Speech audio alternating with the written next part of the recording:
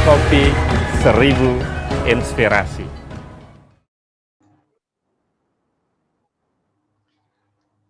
Bismillahirrahmanirrahim. Assalamualaikum warahmatullahi wabarakatuh. Salam sejahtera bagi kita semua, sahabat, kolega, pendengar dan pemirsa yang insya Allah selalu saja diberkahi dan dilindungi oleh Yang Maha Kuasa, dan kita semua bisa diberikan kedamaian dan kebahagiaan di dalam kehidupan ini.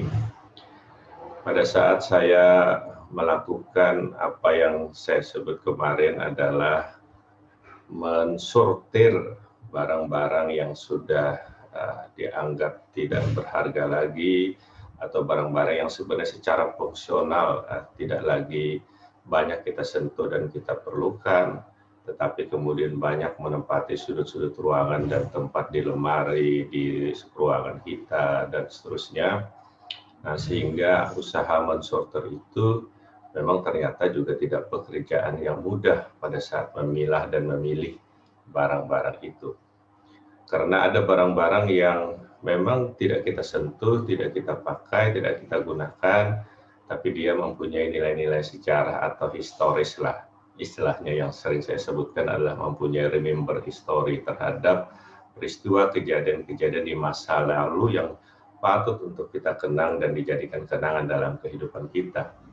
Atau barang-barang pada saat kita bepergian banyak kita beli pernak-pernik, atau bahkan juga barang-barang yang lain yang sehingga terkadang itu menjadi pajangan yang sebegitu seringnya kita bepergian sehingga juga menjadikan ruangan dan tempat di rumah kita itu semakin menjadi sesak untuk itu.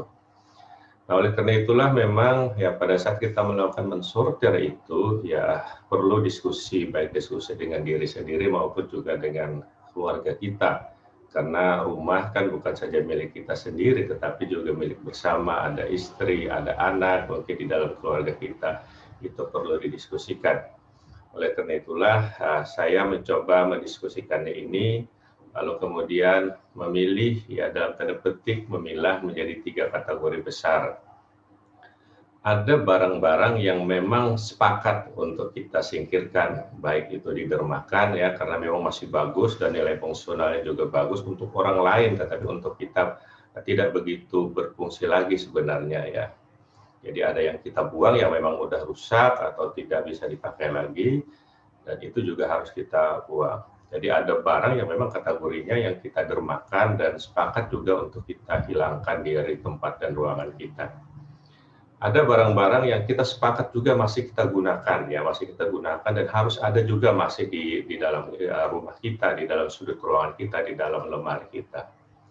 Tapi dalam perdebatan antara dua, mana yang mau kita dalam tanda petik singkirkan dan mana yang mau kita pertahankan, itu sebenarnya tidak mudah, karena bagi versi yang satu atau istri kita atau suami kita atau keluarga kita ini masih penting dipertahankan, sementara bagi yang lain mengatakan itu tidak lagi diperlukan untuk dipertahankan. Oleh karena itu saya lalu teringat dalam satu prinsip negosiasi ya, di dalam hukum, di dalam bisnis, yang biasa dalam negosiasi itu ada hal-hal yang disepakati, ada hal-hal yang tidak disepakati. Jadi mesti muncul kesepakatan, tapi kesepakatannya itu bisa berupa ada hal yang sudah disepakati atau hal yang belum disepakati. Dengan prinsip negosiasi dalam hukum dan bisnis itulah saya kemudian memilah mana barang-barang yang masih jadi perdebatan. Ya, perdebatan artinya yang satu setuju untuk dihilangkan, yang lain tidak setuju untuk dihilangkan. Lalu terhadap barang-barang itu kita tempatkan pada satu tempat. Artinya ini barang yang masih menjadi perdebatan. Tadi jangan dilakukan sekarang untuk menyingkirkannya karena akan jadi masalah di keluarga kita. Oleh karena itu kasih dia tempat sebagai satu barang yang belum sepakat untuk kita singkirkan. Sama dalam prinsip negosiasi dalam hukum dan bisnis, ada hal-hal yang masih belum disepakati, tapi bukan itu tidak sepakat, belum disepakati. Nah, lalu kemudian mari kita tunggu dan pikirkan setelah waktu berjalan nanti, apakah terhadap barang-barang itu sepakat kita pertahankan, atau terhadap barang-barang itu justru tetap kita akan singkirkan dari ruangan dan rumah kita. Jadi istilah saya pada saat mencoba menerapkan prinsip hidup sederhana pun dengan barang-barang yang fungsional, yang penting yang ada, kita juga harus menggunakan dengan cara-cara yang lembut, dengan cara-cara yang bisa diterima oleh anggota keluarga yang lain.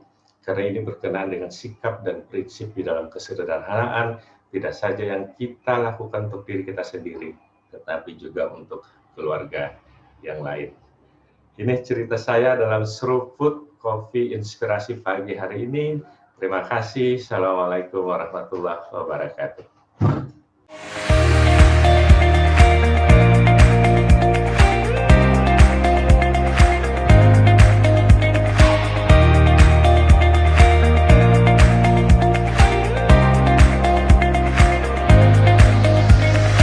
Kopi 1000 Inspirasi.